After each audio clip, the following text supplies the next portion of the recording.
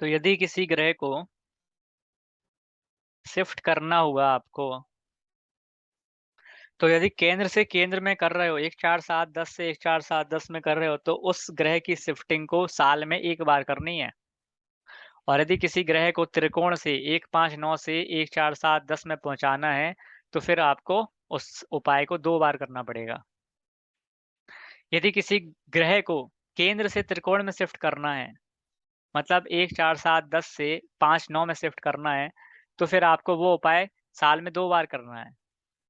यदि किसी भी ग्रह को यदि किसी भी ग्रह को 2 Khan number 2 Khan number 6 Khan number 8 और खान नंबर 12 से शिफ्ट कर रहे हो आप, Khan number 2 Khan number 6 Khan number 12 से यदि शिफ्ट कर रहे हो आप कहीं पर भी, इन ग्रहों को छोड़कर, मतलब केंद्र में त्रिकोण में कहीं पे भी शिफ्ट कर रहे हैं, तो उस उपाय को आपको 4 बार करना पड़ेगा, 4 बार साल में करना पड़ेगा। यदि यदि केंद्र से केंद्र में ही लेकर आ रहे हो, तो फिर आपको वो शिफ्टिंग एक टाइम ही करना पड़ेगा, साल में एक बार, 1 4 7 10 में। ठीक है।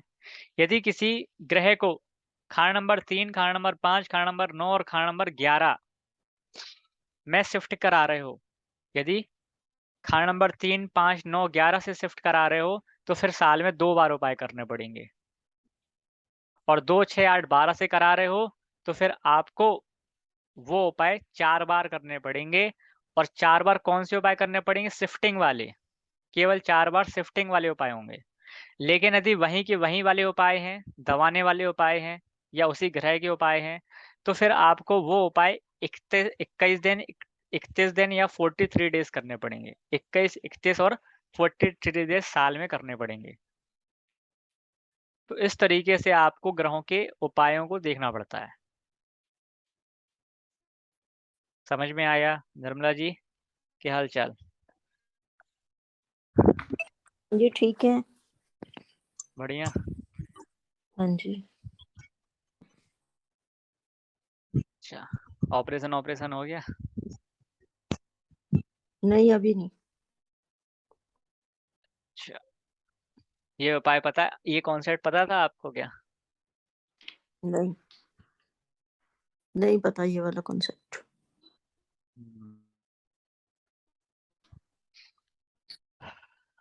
गीता जी, कोई डाउट है इसमें?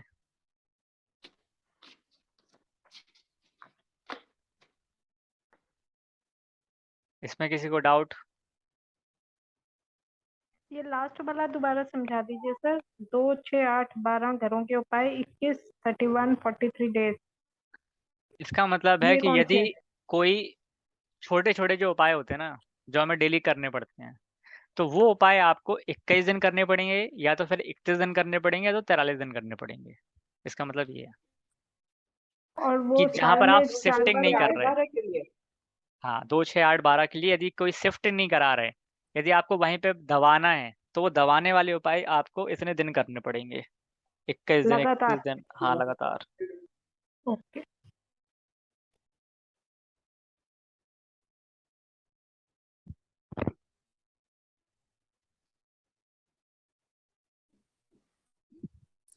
इसका पीडीएफ डाल दिया हुआ है आपने ग्रुप में उसमें? अभी नहीं डाला।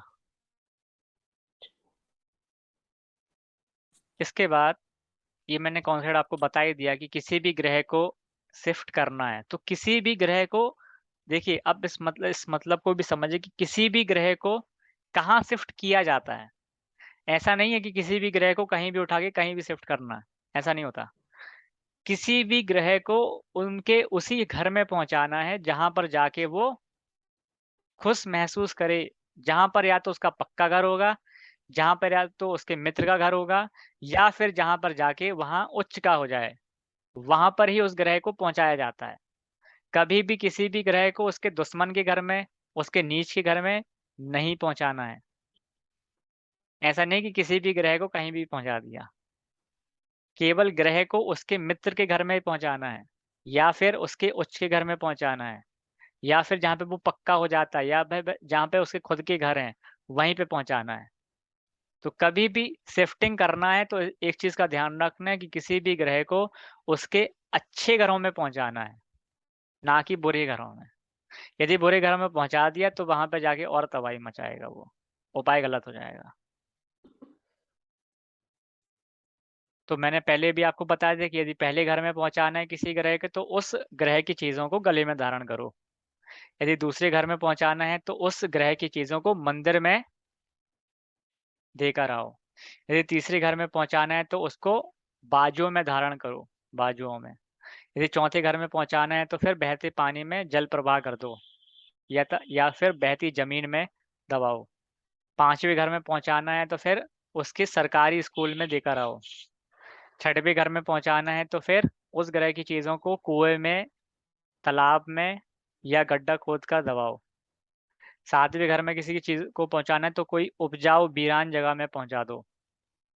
आठवें घर में कोई पहुंचाना है तो शमशान घाट में जाकर करके आओ। नौवें घर में पहुंचाना है तो फिर तीर्थ स्थानों में जाकर पहुंचाना पड़ेगा। 10वें घर में पहुंचाना है तो किसी सरकारी कार्यालय में या फादर की स्थान पर आपको करना पड़ेगा। 12वें घर में पहुंचाना है तो फिर आपको उस घर की चीज, उस ग्रह की चीजों को सबसे ऊंची जगह पर, छत जैसी चीजों पर रखना पड़ेगा, लटकाना भी पड़ सकता है। ठीक है, तो ये शिफ्टिंग के तरीके हैं, ये रूल्स के नियम है। अब इस स्लाइड में कुछ ऐसी भी चीजें हैं कि यदि मान लो किसी की कुंडली नहीं है और उसको भी उपाय करने हो तो उसके कुछ सिम्टम्स के हिसाब से आप उसको ठीक कर सकते हो। ठीक है, अब यदि किसी को मान लीजिए, यदि कोई व्यक्ति है वो जल्दी जल्दी विचलित हो रहा है, उसका मन डाइवर्टेड हो रहा है, या उसकी माता की तबीयत खराब है, उसके घर में हमेशा अशांति छाई हुई है, नल हमेशा टपकता रहता है, नल कुआं बोरवेल सूखते रहते हैं, पानी की कोई ना कोई खराबी रहती है, आपको लोग बहुत जल्दी अपनी बातों में फंसा लेते हैं, और आप में महसूस करने की शक्ति चली गई है। महसूस करने का मतलब कोई आसपास है क्या, ऐसी यदि शक्तियां चली गई हैं, इन दैट केस वहां पे आपका चंद्रमा जो है वो खराब है। तो चंद्रमा यदि खराब है तो चंद्रमा के आप बेसिक्स उपाय करा सकते हो कि चांदी, चावल, दूध मंदिर में दे आएं, शंकर भगवान की पूजा करें, चावल जल में प्रवाह करें, सफेद कपड़े में चावल मिश्री बांध कर जल प्रवाह करें, शिवलिंग पर दूध चढ़ाएं, चांदी धारण करें। ये बेसिक्स उपाय आप कर सकते हो।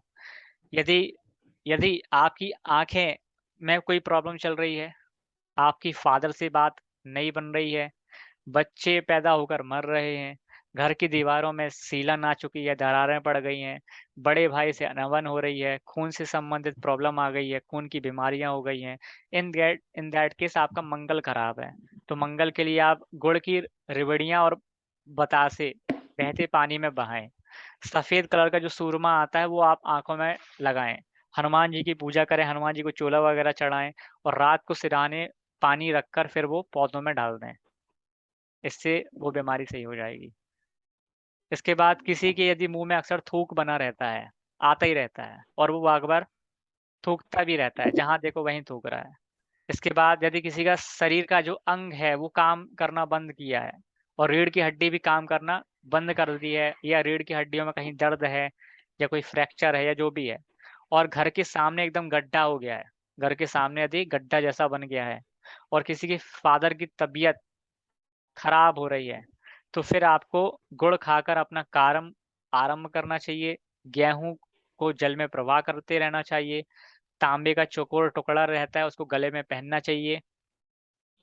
लाल मुंह के बंदरों की सेवा करना चाहिए, उनको गुड़ चना देना चाहिए, और भूरी चींटियों को आटा डालते रहना चाहिए। तो यहाँ ये क्या सूर्य खराब होगा? हाँ, यदि सामने के दांत टूट गए हैं, सुगंध का पता नहीं चल रहा, स्मेल क्या होती है पता नहीं चल रहा, यदि घर में लगी पेंटिंग्स खराब हो रही हैं, आपको कोई चमड़ी का रोग हो गया है, त्वचा का रोग हो गया है, आपके कान खराब, वाणी खराब हो रही है, संतान उत्पन्न उत्पन्न करने की क्षमता भी कम हो गई है, याददाश्त में दिक्कत आ गई है, तो फिर आप फटकरी से दांत साफ करें, कन्याओं का पूजन पाठ करें, नाक छेदन करवाएं। यहाँ पे जो नाक छेदन बोला जाता है, ये नाक छेदन नॉर्मल नाक छेदन नहीं है। यहाँ पर आजकल जैसे एक ट्रेंड चल रहा है, एक तरीके से आज देखोगे कि नाक छेदन बीच से हो रहा है, बीच में, तो वो वाला नाक छेदन है। ये वो वाला नाक छेदन नहीं है जो फीमेल्स कराते हैं, वो वाला नहीं है, बीच में कराना पड़ता है, बट इसका बहुत अमेजिंग रिजल्ट आता है। फिर आपको मूंग सहित चलते पानी में जल प्रवाह करना है, तो ये बुद्ध का उपाय होता है। जिसका बुद्ध खराब है उसको फैक्ट्री से दांत साफ करना चाहिए, वो वाली फिटकरी जो जिससे आप खा वा सकते हो, जिसका कोई नुकसान नहीं, ऐसा मत लाना जिससे दांत ही झड़ जाए। इसके बाद यदि किसी की शिक्षा में कोई प्रॉब्लम आ रही है, एजुकेशन में प्रॉब्लम आ रही है, चोटी के स्थान के यदि बाल झड़ गए हैं, मतलब बाल झड़ रहे हैं आपके उससे, और यदि आपका सोना तो मिल रहा है या तो खो रहा है या चोरी हो गया है, और आपको गले में कोई ना कोई माला पहनने की आदत है, और आप किसी के नाम पे कोई झूठी अफवाहें फैला रहे हैं या आपके नाम की कोई झूठी अफवाह फैल रही है, इन दैट केस फिर आपको चलते पानी में चने की दाल को प्रवाह करना चाहिए, गले में सोना धारण करना चाहिए, केसर का तिलक लगाना चाहिए, और ज़्यादा से ज़्यादा पीपल के पेड़ लगवाना चाहिए, और मांस मदिरा का सेवन नहीं करना चाहिए। ये गुरु का उपाय है। यदि किसी का गुरु खराब है तो इन दैट केस आप ये उपाय उनको सजेस्ट कर सकते हो। यदि किसी को चमड़ी का रोग हो गया है और स्वप्न दोष की प्रॉब्लम हो चुकी है, प्यार में धोखा मिल रहा है, पति पत्नी में लड़ाई झगड़े होते रहते हैं, और आपके घर में जो सीलन आ चुकी है, आपके घर का जो पेंट है वो खराब हो जाता है, जल्दी वो सूख जाता है या उतर जाता है, अंगूठे में कोई प्रॉब्लम, मतलब आपके जो अंगूठा है, पैर का अंगूठा, यदि उसमें कोई बार बार कोई फंगस हो रही है या कोई प्रॉब्लम आ रही है या चोट लग रही है, इन दैट केस आपका जो वीनस है वो खराब है। तो फिर इसमें यह है कि आप इत्र का उपयोग करें, मतलब परफ्यूम का उपयोग करें, काली गाय की सेवा करें, पनीर जो है पनीर वो चलते पानी में जल प्रवाह करें, आलू जो है वो गाय को खिलाया करें, दही मंदिर में दिया करें, दही मंदिर में दिया करें। यहाँ पर जो दही है वो आप पर्सनल पार्ट में भी लगा सकते हो, तो जिसको जिसको पर्सनल पार्ट में यदि कोई प्रॉब्लम आ रही है और शुक्र से रिलेटेड प्रॉब्लम है, तो दही अपने जो पर्सनल पार्ट है वो दही से धोएं, उससे बहुत जल्दी आराम मिलता है।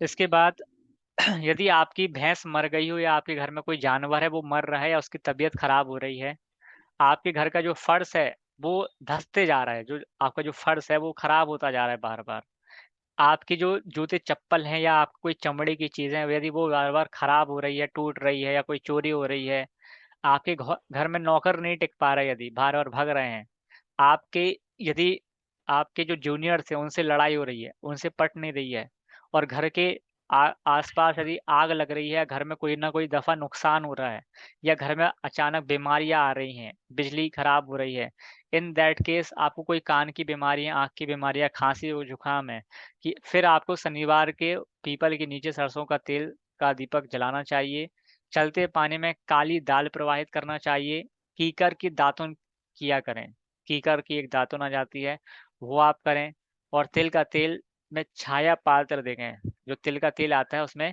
अपनी छाया देखकर उसका दान कर दें, सांप को दूध पिलाया करें, सांप को दूध पिलाया करें, एक सांप पाल लो और उसको दूध पिलाया करो। सर मेरा एक क्वेश्चन है, प्लीज यहीं पे ही पूछ लेती हूँ, फिर रह जाएगा। वो जो मैंने आपसे बात नहीं की थी एक किसी की कि उनके यहाँ पे ऑफिस का स्टाफ नहीं टिकता, तो ये वाली रेमेडी करा सकती हूँ क्या? हाँ, उसको आप ये वाली रेमेडीज करा सकते हो, उसको बोलना कि शनिवार की। चलते पानी में काली दाल प्रवाह करो, वो बोलने का। अरे ये नहीं बोलो ना, शनिवार को पीपल के नीचे वो करे, चलते हुए पानी में काली दाल जो होती है उसको प्रभावित करो। कितनी बार करना है ये काली दाल? करते रहना, 43 दिन कराओ उसको। 43 डेज। और कौन से दिन करना है? सैटरडे को? हाँ सर, अब शनि का उपाय तो सैटरडे को कर सकते हो, और फिर सैटरडे से और स्टार्ट भी एनी कर सकते हो। और तब भी मतलब और सैटरडे कभी से भी कर स्टार्ट सकते हो। करके कि रेगुलर 43 डेज तक करना है उसको ये? हाँ जी। अच्छा, और कौन से टाइमिंग यदि पे बोलूं करने 43 के लिए? डेज लगातार ना कर पा रहा हो तो फिर 43 शनिवार कराओ। वो इजी रहेगा ना, 43 सैटरडे बोल दूंगी, उसको बोल दूंगी चॉइस है आपकी, या तो 43 सैटरडे कर लो या फिर 43 डेज तक कर लो। चलते हुए पानी में काली दाल को छोड़ के आ जाओ। कितनी काली दाल सर? 10 किलो। एक बार में? अरे नहीं नहीं, काली दाल जो है फिर ना वो थोड़ी थोड़ी करे आना, 100 ग्राम। 100 ग्राम बोल दूं कि ले लो मुट्ठी भर? बट काली दाल कौन सी होती है? ऐसे तो बहुत दालें काली होती हैं, क्या उड़द बोलूं? की दाल। काली उड़द की दाल, काली उड़द की दाल चने की होती है। अच्छा अच्छा, काली उड़द वाली दाल, ठीक है। मतलब ये ऑफिस सर्वेंट के लिए भी है ना, या फिर सिर्फ घर के सर्वेंट के लिए है? मतलब ऑफिस वर्कर, सॉरी, मतलब वही जहां बात हो जहां गई। नौकर होंगे, जहां जहां सर्वेंट होगा, यदि खुद भी कहीं नौकर हो तो वहां पे ये उपाय कर सकते हो। जॉब में तो ये सही है, हम तो अभी कहीं नौकर नहीं है। हाँ तो खुद नहीं हो तो यदि आपके घर में नौकर है तो वहां करो। ठीक है।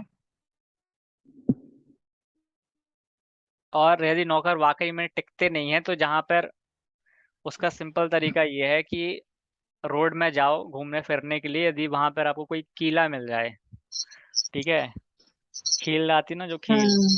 वो खील आपको यदि कोई मिल जाए रोड में चलती हुई, डली हुई, वो खील ले आओ, और जहां पर भी आपका नौकर या स्टाफ बैठता है वहां पर जाके ठोक दो। ठीक है, अब एक नौकर है तो एक नौकर की उसी जहां पर वो बैठता है वहीं पर ठोक दो, और 10 नौकर है तो जहां पे वो लोग सब लोग एक साथ बैठते हैं वहां पर जाकर ठोक दो। सर ये ना मिलती नहीं है एक्चुअली, ये वाली रेमेडी मैंने भी दी हुई है, ये वाली रेमेडी ना मिलती नहीं है, लोगों को कील ना सड़क पे पड़े हुए नहीं दिखती वो पर्टिकुलर डे कहाँ सैटरडे के ही मिलेगी? जहां दिन। पे घर बनेगा वहीं पे मिलेगी ना।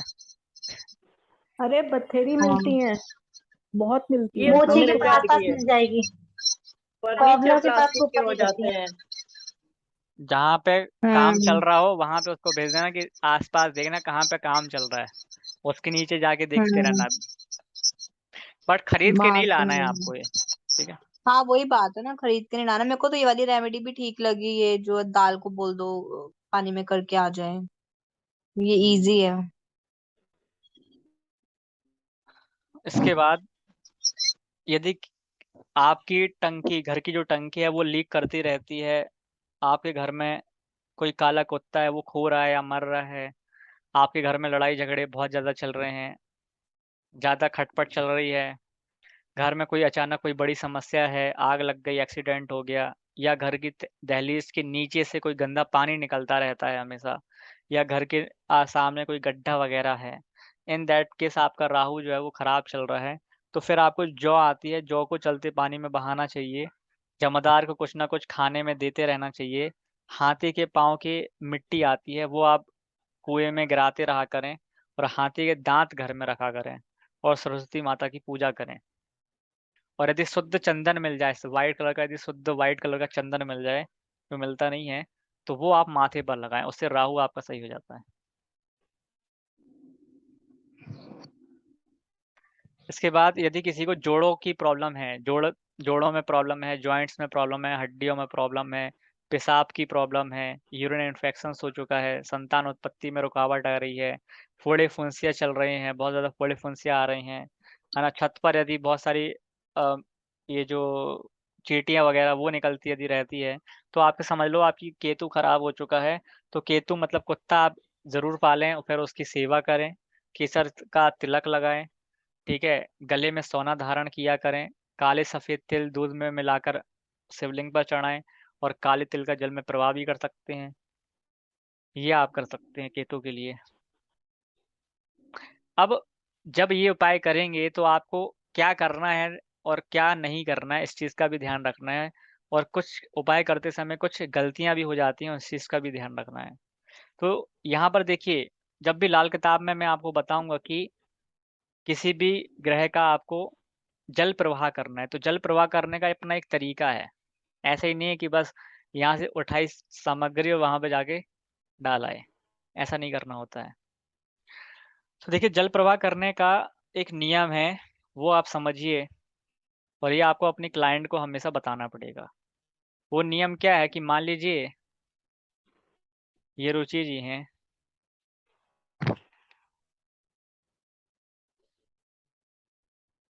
ठीक है, रुचि जी मोटी हो पतली हो? मैं पतली हूँ सो।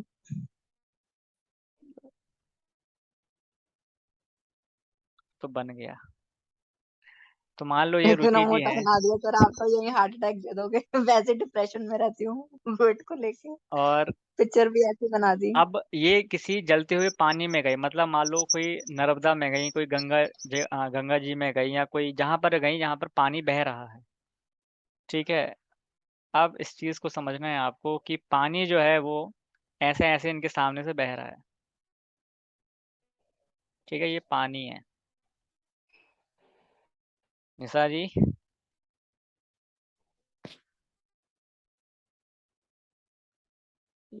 क्या बह रहा है? ये हाँ जी सर पानी बह बोलिए। हाँ, इसको समझना। ये पानी बह रहा है। तो जब भी आप उपाय करोगे, अब आपके हाथों में ना वो आइटम रहेगा जिसको बहाना है, तो जब भी आप उपाय करोगे तो हमेशा याद रखना कि जिस दिशा में पानी बहे, जिस दिशा में पानी बहे उस दिशा में आपको वो चीज प्रवाहित करनी है, उस दिशा के विपरीत में नहीं प्रवाहित करनी है। या आप मान लो पानी बह रहा है इस डायरेक्शन में, पानी बह रहा है इस डायरेक्शन में, और आप उसकी आइटम को डाल रहे हो यहाँ पर, आप उसके आइटम को डाल रहे हो यहाँ पर। यदि आप उसके आइटम को यहाँ पर डालते हो तो ये आइटम आपके सामने से होकर गुजरेगा, ये आइटम आपके सामने से होकर गुजरेगा। तो आपको ऐसा नहीं करना है। यदि आप ऐसा करते हो तो आपका ये उपाय निष्फल हो जाएगा। यदि आपका पानी बह रहा है यहाँ पर तो आपको ये आइटम डालना पड़ेगा यहाँ पर, ताकि जब आप इसको डालोगे तो वो आपके सामने से होकर ना गुजरे। इस चीज का ध्यान रखना है, ठीक है।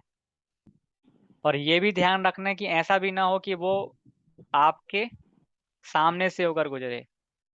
अब ये तो बात हो गई कि जब आप किनारों से डालोगे, जो नर्मदा स्थान होते हैं उनकी जब किनारों से डालोगे तब आपको इस चीज़ का ध्यान रखना है। बट आजकल क्या होता है, लोग थोड़े आलसी हो जाते हैं।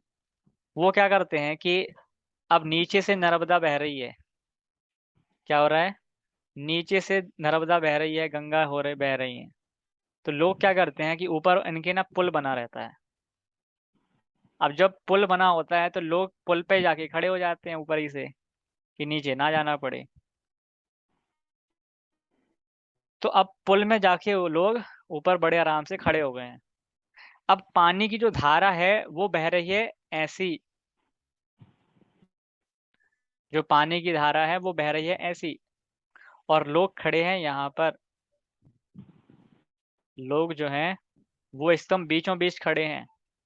तो यदि ये बीचों बीच खड़े हैं तो इस चीज का ध्यान रखना है कि जब आप बीचों बीच पुल से डाल रहे हो तब भी जो भी आइटम डाल रहे हो वो आपसे दूर जाएगा, आपके पास नहीं आना चाहिए। आपसे दूर जाए, आपसे पास ना आए, आपके नीचे भी ना रहे, आपसे दूर जाए। अब ऐसा नहीं कि आपने पता चलो यहाँ से डाला, अब ये कचरा जो जो आइटम डाला वो यहीं पे जाके बीचों बीच फंस गया, अब वो आगे नहीं जा रहा, उपाय निष्फल हो गया।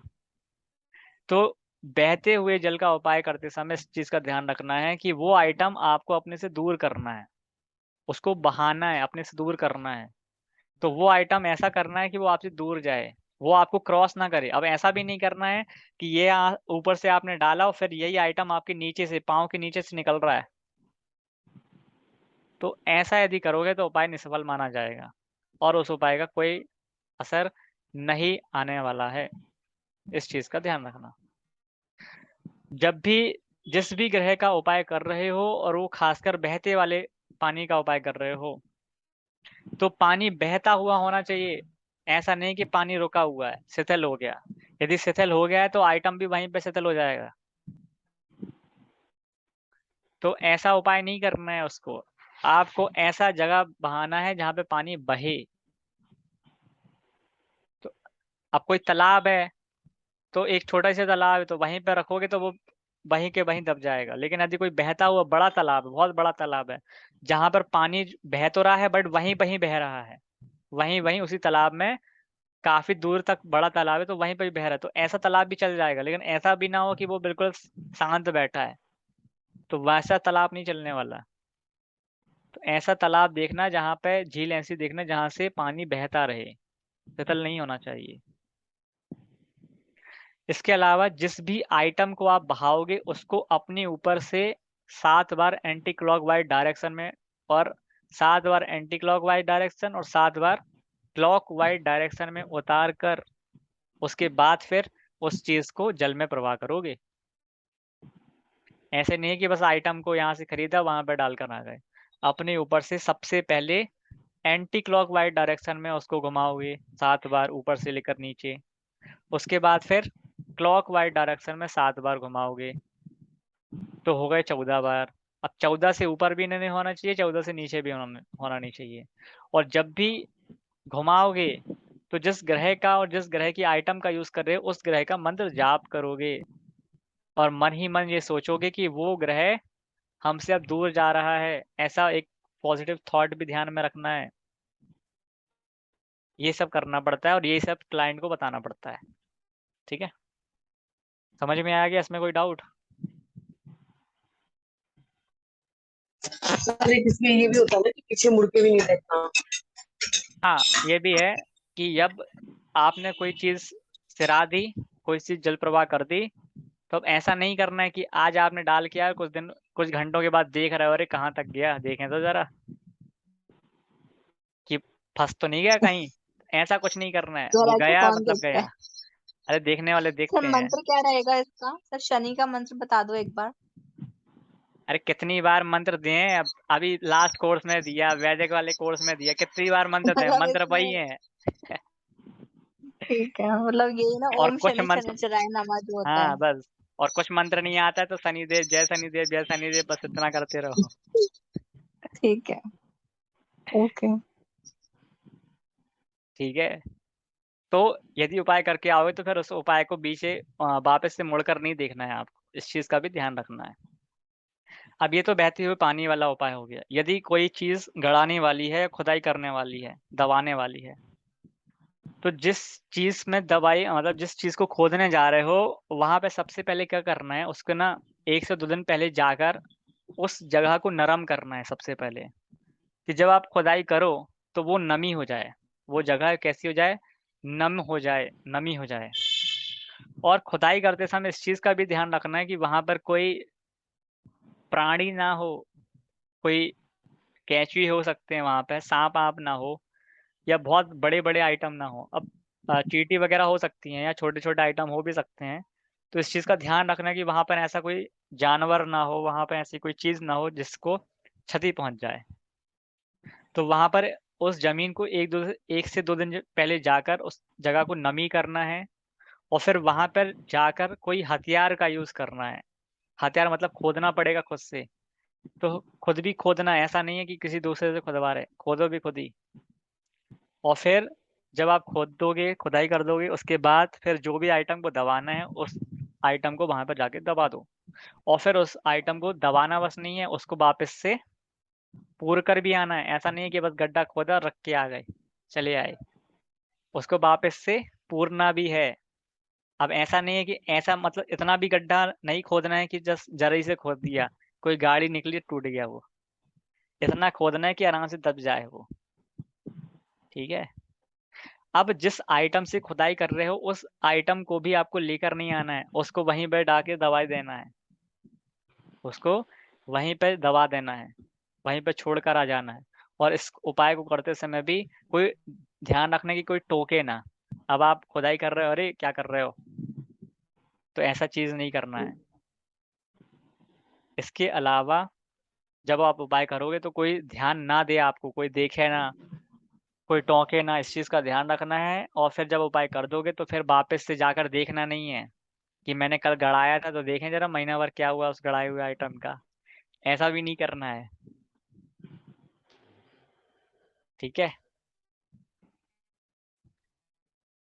और वो आइटम वापस नहीं लेकर आना है, इस चीज का भी आपको ध्यान रखना है। यदि कोई चीज आप मंदिर में देकर आ रहे हो, यदि कोई भी चीज मंदिर में देकर आ रहे हो, तो मंदिर में यदि किसी चीज को देकर आ रहे हो, तो वहां पर जब मंदिर पर देकर आ रहे हो तो फिर मंदिर से कोई प्रसाद वसाद लेकर नहीं आना है। यदि कोई चीज मंदिर में लेकर जा रहे हो तो बस चढ़ाई कर आना है, लेकर नहीं आना। ऐसा नहीं कि हमने बोला कि भाई चने की दाल आपको चढ़ानी है, तो पंडित जी को आपने चने की दाल दी और फिर थोड़ी सी चने की दाल खुद भी घर में लेकर आ गए। ऐसा कुछ नहीं करना है। आपने जो चढ़ाना है तो बस चढ़ाना ही है, वहां से प्रसाद भी लेकर नहीं आना है। कोई दूसरा प्रसाद भी अगर कोई दे रहा हो तो नहीं लेना है? कोई प्रसाद प्रसाद नहीं लेना।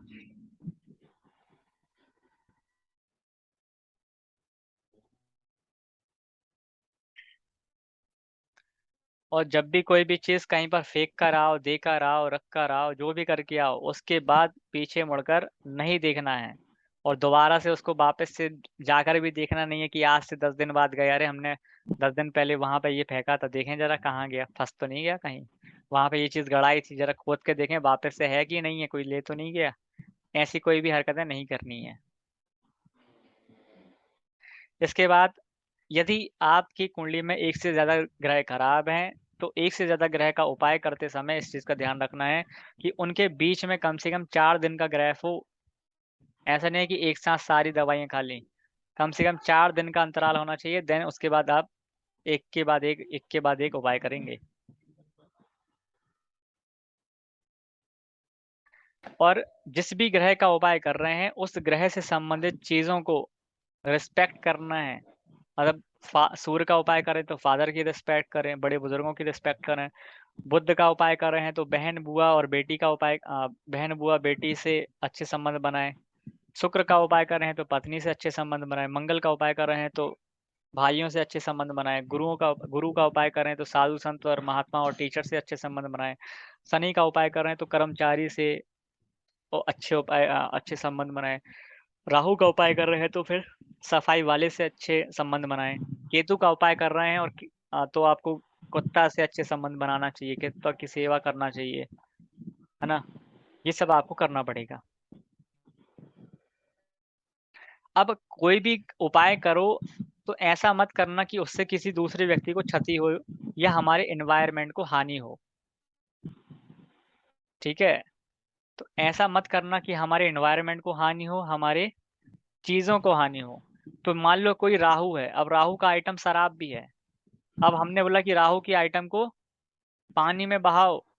आपके दिमाग में आइडिया आया कि यार शराब आइटम है, तो शराब को पानी में मत बहा देना। शराब को पानी में मत बहा देना, उससे क्या होगा, पानी भी खराब होगा। तो इन चीजों का ध्यान रखना कि ऐसे आइटम का यूज करना है जिससे प्रदूषण ना हो। इसलिए सबसे मंगल के लिए और सूर्य के लिए बोला जाता है कि तांबे का सिक्का पानी में जल प्रवाह करो। तो तांबे का सिक्का जब जल प्रवाह करने का इसलिए बोला गया क्योंकि तांबा से पानी शुद्ध हो जाता है, इसलिए वो बोला जाता है। तो आइटम भी वही यूज करना है जिससे कोई चीज की हानि ना हो। अब पता चलो आप गड़ाने गए, ठीक है, और वहां पर आपने कांच के कोई चीज से दबा दिया। अब सामने वाला कोई व्यक्ति वहां से गुजरा या किसी को, या वहां पे कोई मान लो केंचुए चल रहे हैं, सांप चल रहे हैं, उसको हानि पहुंच गई। जो उसको हानि पहुंची है तो उपाय आपका काम नहीं करने वाला। तो इस चीज का ध्यान रखना कि किसी भी उपाय को करते समय इस चीज का ध्यान रखना है कि उससे एनवायरनमेंट को हानि ना हो, उससे किसी व्यक्ति को भी हानि ना हो। इस चीज का ध्यान रखना है। हमेशा उपाय दिन के समय ही करना है जब सूर्य की धूप हो। उच्च ग्रहों का दान नहीं करना है, नीच के ग्रहों का गिफ्ट कभी नहीं लेना है। इस चीज का ध्यान रखना है। अब यदि कोई ग्रह आपकी कुंडली में 6, 8, 12 में बैठे हैं तो उसका उपाय करते समय उपाय तो करेंगे ही, बट उस ग्रह की आपको सावधानियां भी रखना है। वरना कई बार होता क्या है कि 6, 8, 12 के उपाय करिए और आपको लाभ तो हुआ नहीं, घाटा और हो गया। तो इस चीज का भी ध्यान रखना है आपको। जबकि 6, 8, 12 का उपाय करो, 6, 8, 12 के ग्रहों का उपाय करो तो उन ग्रहों के साथ साथ उपाय के साथ साथ सावधानियां भी बरतो, वरना ऐसा ना हो कि उपाय में हानि पहुंच जाए। जब भी आप उपाय करो, खासकर लाल किताब के, तो लाल किताब के उपाय को प्रश्न कुंडली के हिसाब से नहीं करना है कि प्रश्न कुंडली लगा ली, प्रश्न कुंडली में ग्रह बने, उसके हिसाब से उपाय करा दिए, वो आपको नुकसान दे सकते हैं। इसके बाद यदि आपको कोई उपाय में नग पहनाना है, तो कोई भी नग जब आप पहने या पहनाएं तो उसके शत्रुओं के नग आप ना पहने हुए हों, इस चीज़ का भी ध्यान रखना है। और वो नग किसी fix of time of interval के लिए होना चाहिए। ऐसा नहीं कि एक नग पहन लिया, अब हो गए, ज़िंदगी भर फुर्सत हो गए, ऐसा भी नग नहीं पहनना है। तो लाल किताब में वैसे तो नग पहनने की हिदायत नहीं है, और यदि है भी तो बड़ी सिक्योरिटी के साथ है, लेकिन नग पहनना है तो वैदिक एस्ट्रोलॉजी के हिसाब से ही पहनाना है, यदि किसी को पहनाना हो तो। और खासकर उंगलियों में, मतलब फिंगर्स में तो मत पहनाना। पहनाना तो एक पेंडेंट के रूप में पहना सकते हो, बट उसको कभी भी फिंगर्स में मत पहना देना बिना एनालिसिस के। तो कभी भी दो शत्रु ग्रहों के आपस में नग मत पहनाना, वरना हानि हो सकती है। इसका बाद कुछ कंडीशन भी हैं कि यदि चंद्रमा कुंडली में यदि चंद्रमा कुंडली के 12वें घर में है, यदि चंद्रमा कुंडली के 12वें घर में है, तो ऐसे व्यक्ति को कभी भी विद्या का दान नहीं करना है। यदि किसी व्यक्ति का चंद्रमा 12वें घर में है, तो ऐसे व्यक्ति को विद्या का दान नहीं करना है, मतलब फ्री में किसी को पढ़ाना नहीं है। यदि शनि 8वें घर में है, यदि शनि किसी की कुंडली के 8वें घर में है, तो ऐसे व्यक्ति को भोजन का या वस्त्र का दान कभी नहीं करना है। किसी की कुंडली में शनि यदि 8वें घर में है, तो ऐसे व्यक्ति को ना भोजन ना वस्त्र, यदि करेगा तो समस्या आ जाएंगी, बीमारी लग जाएगी। यदि कुंडली के 7वें घर में केतु है, तो ऐसे व्यक्ति को लोहे का दान कभी नहीं करना है, वरना बेटे को तकलीफ आ जाएगी। यदि राहु कुंडली के दूसरे भाव में है, तो आपको तेल और चिकनाई की वस्तु का दान कभी नहीं करना है। यदि राहु खाना नंबर 2 में है, तो तेल और चिकनाई से संबंधित चीज जो भी है, उसका दान कभी नहीं करना है। यदि कुंडली में गुरु 5वें नंबर पर है, खाना नंबर 5 में गुरु है, तो इन दैट केस भी आपको धन का दान कभी नहीं करना, मतलब फ्री में पैसा किसी को नहीं देना है। यदि शुक्र कुंडली के 9वें भाव में है, तो आपको विद्या का दान या विद्या के लिए धन का दान, विद्या के लिए धन का दान नहीं करना है, इस चीज का ध्यान रखना है। यदि बुध 4थे घर में, मरकरी खाना नंबर 4 में है, तो घर में तोता नहीं पालना है, ठीक है। यदि कुंडली के 11वें घर में सूर्य और बुध की युति है, खाना नंबर 11 में सूर्य और बुध की युति है, तो ऐसे व्यक्ति को घर में किराएदार नहीं रखना है, घर में किराएदार नहीं रखना चाहिए। यदि खाना नंबर 1 में शनि हो और खाना नंबर 5 में गुरु हो, तो ऐसे व्यक्ति को तांबे का या तांबे की चीजों का दान नहीं करना है, इस चीज का भी ध्यान रखना है। यदि सूर्य कुंडली के 7वें घर में या 8वें घर में है, तो कभी भी सुबह या शाम को दान नहीं करना है, सुबह या शाम को दान नहीं करना है, ठीक है।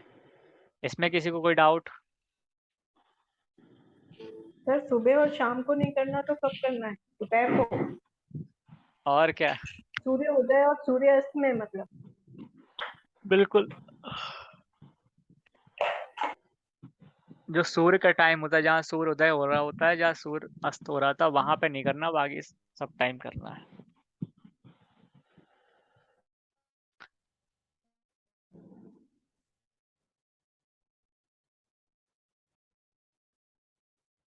किसी को डाउट इसमें?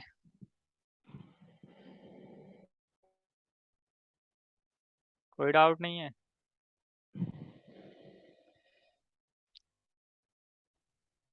सर वो जैसे भिखारी